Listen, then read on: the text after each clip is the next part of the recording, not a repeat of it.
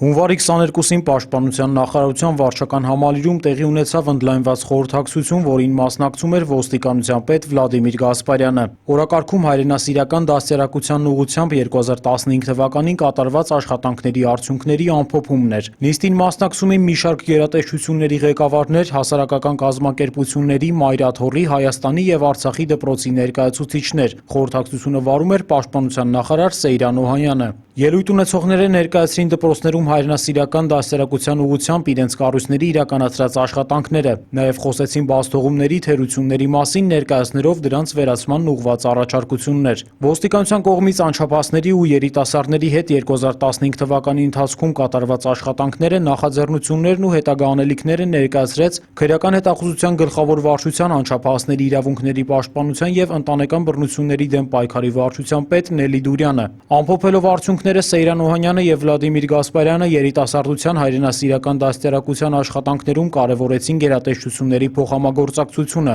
Առաջարկվեց ստեղծել միջգերատեսչական հանձնաժողով, որը կհամակարգի ուսումնական հաստատություններում հայրենասիրական դաստիարակությանն ուղղված միջոցառումները։ Խորհրդակցության ավարտին անչափահասների և երիտասարդության հետ տարվող աշխատանքներում նրանց հայրենասիրական դաստիարակության գործում աչքի ընկած կառույցների մի շարք ներկայացուցիչներ արժանացան պարգևների։